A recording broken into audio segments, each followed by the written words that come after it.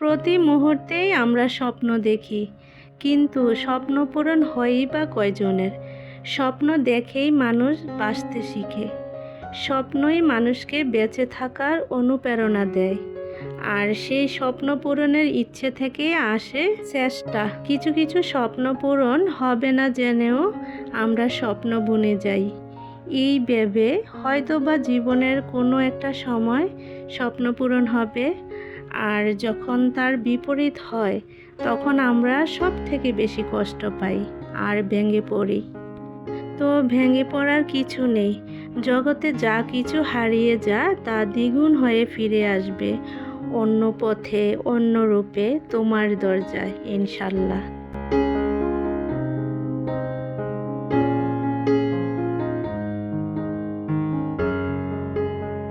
আসসালামু আলাইকুম my YouTube family, welcome to my new blog. নতুন আরেকটি ভিডিও নিয়ে চলে আসলাম তোমাদের মাঝে। আশা করছি তোমরা যেখান থেকে আমার ভিডিওটি দেখছো সবাই অনেক ভালো আছো। তো আজকে সকাল থেকে আমার ভিডিওটা শুরু করেছি।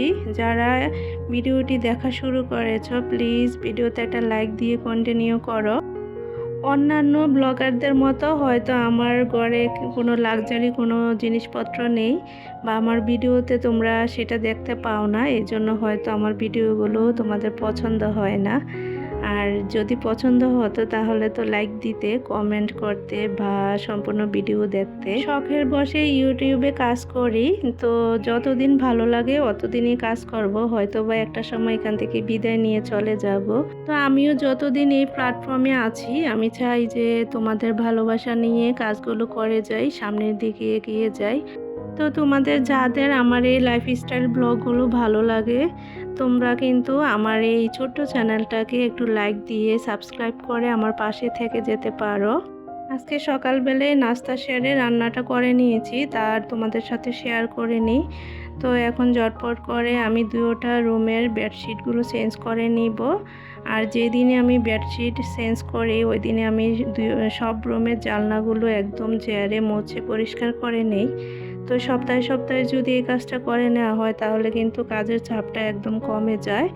আর যদি অনেক দিন ধরে না করি তাহলে অনেক ধুলাবালি জমে থাকে, এতে করে কিন্তু আমার অনেক বেশি কষ্ট হয়ে যায়। তো একটা রুমের বেডশিট চেঞ্জ করে জানলা মুছে একদম সব পরিপাটি করে আমি এই রুমে চলে আসছি। এখন এই রুমের বেডশিটটা চেঞ্জ করে নেব আর জানলাগুলো মুছে নিব। আমি এখানে আমার কাজ করতেছি আর টুনটু তো আছে আমার সাথে সাথে ঘোরাঘুরি করতেছে। আমি জানলার এই পাশে কাজ করি আর টুনটু ওই পাশ দিয়ে আমাকে যে উকি দেয়। তো এইভাবে চলতেছে মামের দুষ্টামি আর কাজ, দুটোটা একসাথেই চলতেছে। মাশাআল্লাহ টুনটু কিন্তু আমাকে কাজে অনেক হেল্প করে। একা একা ছোট বাচ্চা নিয়ে হেল্পিং হ্যান্ড ছাড়া আমি কিন্তু একটু প্ল্যান করে করে ঘরের প্রত্যেকটা কাজ করে নেই। হয়তো আমার একটু কষ্ট হয়ে যায়, তারপরে যদি প্ল্যান করে করা হয় তাহলে কিন্তু কাজগুলো সহজ হয়ে যায়। তো আজকে যেহেতু এই রুমটা ক্লিন করব, এই জন্য টুনটুর টেন্ট হাউসের ভিতরের বল সব আমি বের করে টেন্ট হাউসটাও ভালো করে ক্লিন করে দিব। টুনটু যেহেতু এখানে বসে খেলা করে তাই আমি সপ্তাহে একবার করে চেষ্টা করি টেন্টের ভিতরে যত খেলনা আছে সব বের করে ক্লিন করে দেই আর টেন্ট হাউসটাও ভালো করে ক্লিন করে দেই।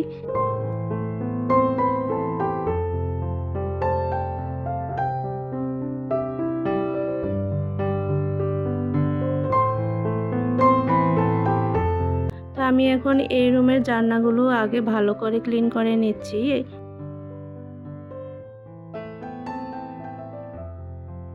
আমরা অনেকে আছি ভাড়া বাসা থাকলে কিন্তু অত ভালো করে ক্লিন করতে চাই না। যেমন আমি এই বাসাটা যখন উঠেছিলাম তখন বাসাটা এমন অবস্থা ছিল, মানে আমার বাসা ক্লিন করতে যে অলরেডি কান্না চলে আসছিল, এত নোংরা ছিল।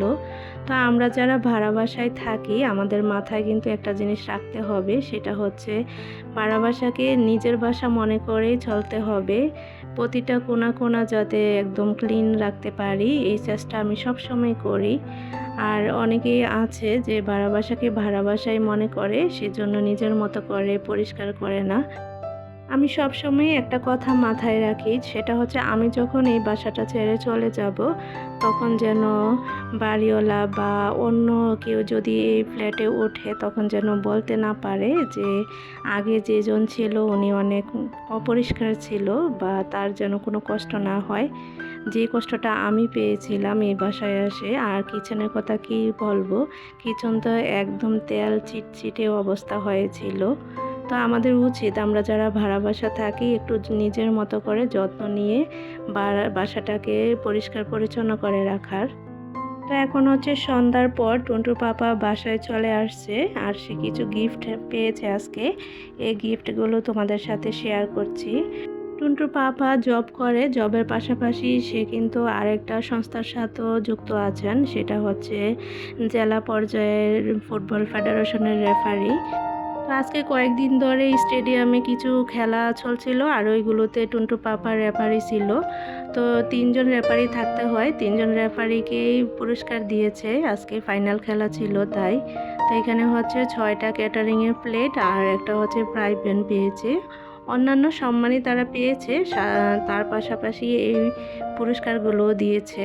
আর টুন্টুর পাপা যখন এই ধরনের পুরস্কার পায় তখন কিন্তু আমার অনেক ভালো লাগে। মানে কষ্ট করে সে, আর মাঝখান থেকে আমার কিচেনের জন্য নতুন নতুন জিনিসপত্র চলে আসে। তো এমন পুরস্কার পেতে কার না ভালো লাগে বলো তো। ফ্রাই প্যানটা দেখাতে দেখাতে আমি তোমাদের কাছ থেকে বিদায় নিচ্ছি। আজকের ভিডিওটি তোমাদের কেমন লেগেছে, যদি ভালো লাগে থাকে তাহলে অবশ্যই সুন্দর একটা কমেন্ট রেখে যাবে। তোমরা যারা এই পর্যন্ত আমার সম্পূর্ণ ভিডিওটি ধৈর্য সহকারে দেখেছ সবাইকে জানাই অসংখ্য ধন্যবাদ। সবাই অনেক ভালো থাকবে, সুস্থ থাকবে। আল্লাহ হাফেজ।